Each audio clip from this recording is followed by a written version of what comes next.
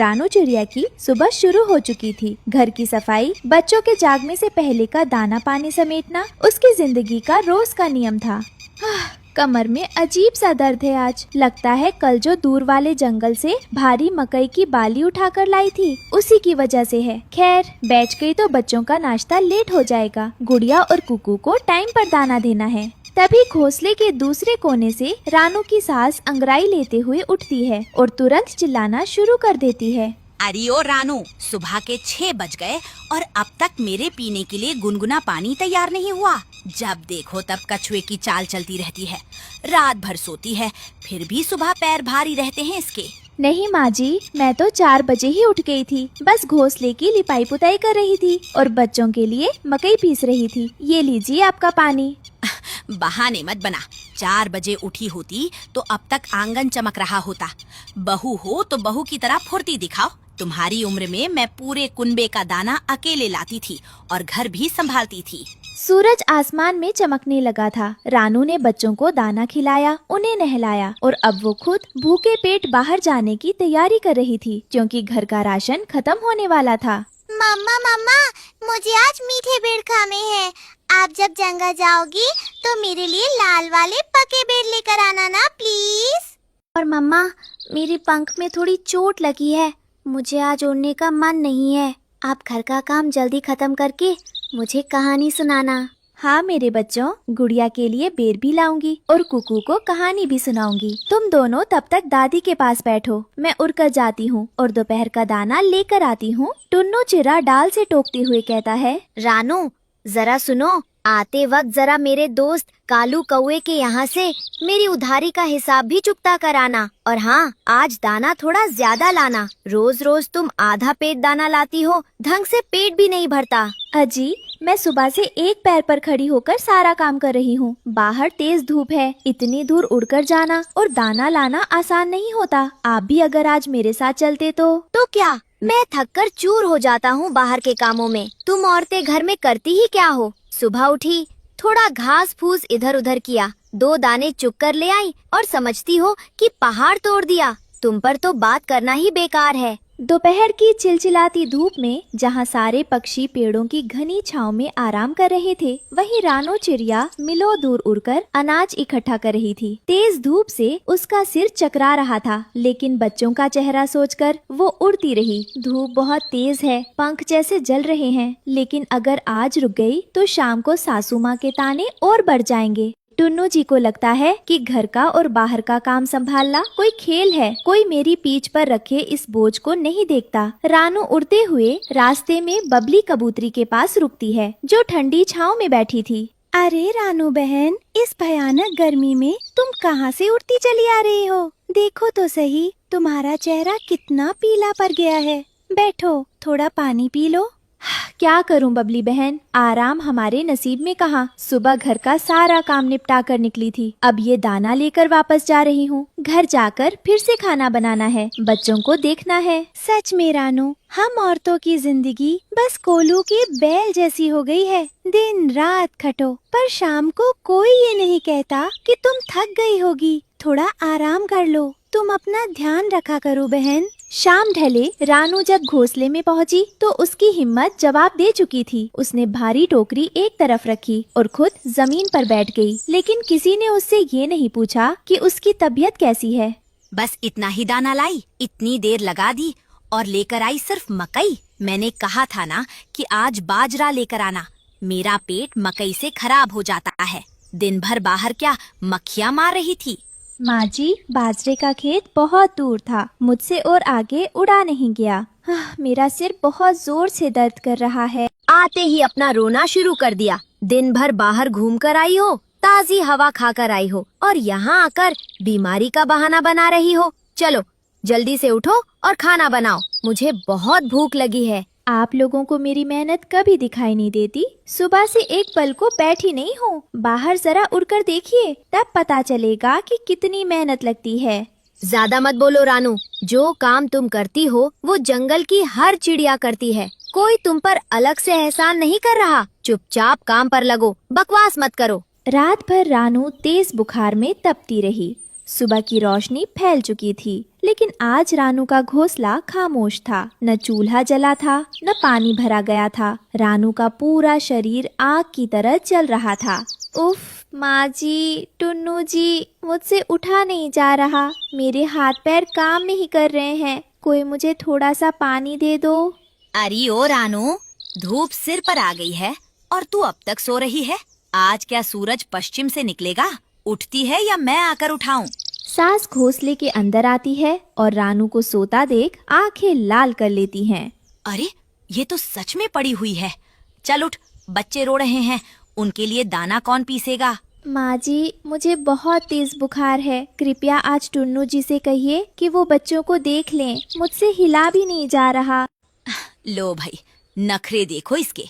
एक दिन थोड़ा ज्यादा काम क्या कर लिया, आज बीमार होकर बैठ गई।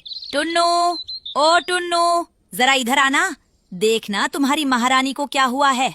टुन्नू चिराग घोंसले में आया, लेकिन रानू की फिक्र करने के बजाय उसे इस बात की चिंता सताने लगी कि अब घर का काम कौन करेगा। उसकी सुबह की चाय और सुख सुविधा दांव पर लग चुकी थी। रानू, ये क्या तमाशा है? आज मुझे कालू कौवे के साथ बहुत जरूरी मीटिंग में जाना था। तुम आज ही बीमार पड़ी हो। उठो और कम से कम बच्चों को खाना देकर सो जाओ। मुझसे नहीं हो पाएगा, मेरे शरीर में ताकत नहीं है। आप लोग आज खुद देख लीजिए। छोड़ो इसे टुन्नू, ये बस काम से जी चुरा रही है। आज तुम घर पर रुको और जरा सा काम खुद कर लो। इसे भी पता चले कि घर का काम कितना आसान होता है, जो ये दिन भर रोती रहती है। हाँ माँ, आप सही कह रही हैं। आज मैं घर संभालूंगा और इसे दिखा दूंगा कि घर का काम चुटकियों में कैसे होता है। रानू, तुम आराम ही करो, आज शाम को तुम्हारी बोलती बंद करूंगा। दोपहर होते होते टुन्नू चिड़े के घमंड का गुब्बारा फूटने लगा। घोंसले की सफाई करना तो दूर, उसे ये भी नहीं समझ आ रहा था कि राशन कहाँ रखा है और बच्चों को कैसे चुप कराया जाए। पापा पापा, मुझे बहुत भूख लगी है। मम्मा तो सुबह ही मकई पीसकर दलिया बना देती थी। आपने अभी तक कुछ नहीं बनाया। पेट में चूहे कूद रहे हैं। और पापा, मेरे पंख की पट्टी बदल दो, दर्द हो रहा है। मम्मा तो रोज सुबह हल्दी का लेप लगाती थी। चुप करो तुम दोनों, सुबह से मेरा सिर पका दिया है। मकई का मटका कहाँ रखा है? माँ, आपको पता है क्या कि रानू राशन कहाँ रखती है? मुझे क्या पता, मैं तो बस खाती थी। रानू ही सब सहेज कर रखती थी। टुन्नू, जरा मेरे घुटनों का तेल तो ला देना, दर्द के मारे जान निकल रही है। माँ, यहाँ बच्चों का खाना नहीं बन पा रहा और आपको तेल की पड़ी है। मुझे क्या पता तेल कहाँ है। रानू सब छुपा कर रखती है क्या इस घर में? बच्चों की भूख और सास के तानों से तंग आकर टुन्नू खुद दाना लाने के लिए बाहर उड़ा, लेकिन रोज धूप में उड़ने की आदत न होने के कारण वो पहले ही आधे घंटे में हांफने लगा और थक कर एक डाल पर बैठ गया। उफ, इतनी भयानक गर्मी, पंख तो जैसे टूट कर गिर जाएंगे। रानू रोज इतनी दूर कैसे उड़कर जाती थी? मुझसे तो एक टोकरी का बोझ भी नहीं उठाया जा रहा। तभी वहाँ से लाडो चिड़िया गुजरती है और टुन्नू को परेशान देखती है। अरे टुन्नू भाई, आज आप खुद दाना लेने निकले हैं? रानू बहन कहाँ है?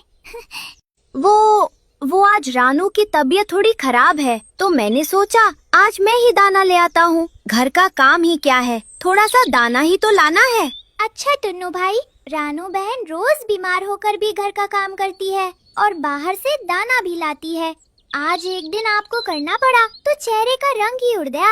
औरतों की मेहनत सिर्फ देखने में आसान लगती है भाई साहब, करने में नहीं। शाम को जब टुन्नू वापस आया तो उसके पास सिर्फ 4 दाने थे। घोंसले की हालत बदतर हो चुकी थी, न पानी था न खाना। तब टुन्नू और उसकी माँ को एहसास हुआ कि रानू के बिना ये घर सिर्फ एक बेजान तिनकों का ढेर है।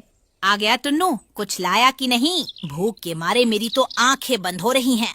बच्चे भी रो रो कर भूखे पेट ही सो गए। रानू होती तो अब तक घर महक रहा होता। माँ, मैं बहुत थोड़ा सा दाना ला पाया। बाहर उड़ना बहुत मुश्किल है। मुझसे घर का एक काम भी ढंग से नहीं हुआ। मैंने रानू को बहुत गलत बातें कही। मुझे अपनी गलती का एहसास हो गया है। तभी रानू बुखार में कांपती हुई धीरे धीरे उठकर बैठने की कोशिश करती है। टुन्नू जी, बच्चे सो गए क्या? मैंने मटके के पीछे थोड़े से सूखे बेर छुपा कर रखे थे, बच्चों को दे दीजिए, भूखे नहीं सोएंगे। नहीं रानू, तुम अब कुछ मत बोलो। तुम बीमार हो, फिर भी तुम्हें बच्चों की फिक्र है। मुझे माफ कर दो रानू, मैं बहुत बड़ा मूर्ख था जो तुम्हारी मेहनत को कुछ नहीं समझता था। रात भर की डांट और एहसास ने टुन्नू और उसकी माँ को बदल दिया था। अगली सुबह रानू को उठाने के बजाय पूरा परिवार उसकी सेवा में लगा था। घर में आज रानू का सम्मान सबसे ऊपर था। सास रानू के सिर पर भीगी पट्टी रखते हुए कहती है, रानू बहू, तुम आराम करो। आज जब तक तुम्हारा बुखार पूरी तरह ठीक नहीं हो जाता, तुम घोंसले से पैर बाहर नहीं रखोगी। मुझे माफ कर देना बेटी, मैं तुम्हारी कद्र नहीं कर पाई। माँ जी, आप ऐसा मत कहिए। आप मेरी सास है, आपका हक है मुझ पर। मुझे बस इस बात का दुख था कि आप लोग सोचते थे कि मैं दिन भर कुछ नहीं करती।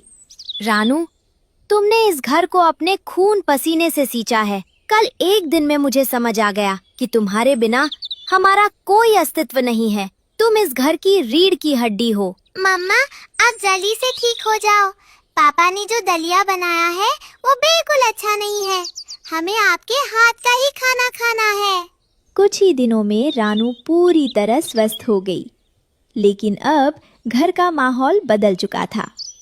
टुन्नू चिड़ा अब रोज सुबह रानू के साथ दाना लाने जाता था और सासू माँ घर पर बच्चों को संभालती थी। रानू की मेहनत को अब सम्मान मिल चुका था। रानू, चलो आज हम दोनों मिलकर दक्षिणी जंगल की तरफ चलेंगे। वहाँ सुना है बहुत अच्छे मकई के दाने आए हैं। आधा बोझ मैं उठाऊंगा और आधा तुम। जी बिल्कुल। जब पति का साथ हो तो सफर कितना भी लंबा क्यों न हो, पंख कभी नहीं थकते। तुम दोनों जाओ, घर की और बच्चों की फिक्र मत करना, वो काम मैं संभालूंगी। बहू, शाम को आते वक्त अपने लिए भी कुछ अच्छे फल ले आना। सेहत का ध्यान रखना सबसे जरूरी है।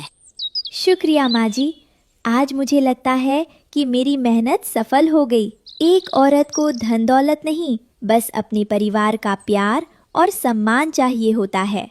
तो प्यारी बहनों और दोस्तों, रानू चिड़िया की ये कहानी हमें सिखाती है कि घर की लक्ष्मी जो दिन रात बिना थके काम करती है, उसकी मेहनत को कभी कम मत समझिए। एक कामकाजी माँ और हाउसवाइफ पूरे घर को बांध कर रखती है। औरतों की इज्जत कीजिए और उनके काम में उनका हाथ बटाइए। अगर आपको हमारी ये इमोशनल और सच्ची कहानी पसंद आई हो तो इसे लाइक करें, अपने सभी लेडीज और व्हाट्सएप ग्रुप्स में शेयर करें और हमारे चैनल को सब्सक्राइब करना बिल्कुल ना भूलें।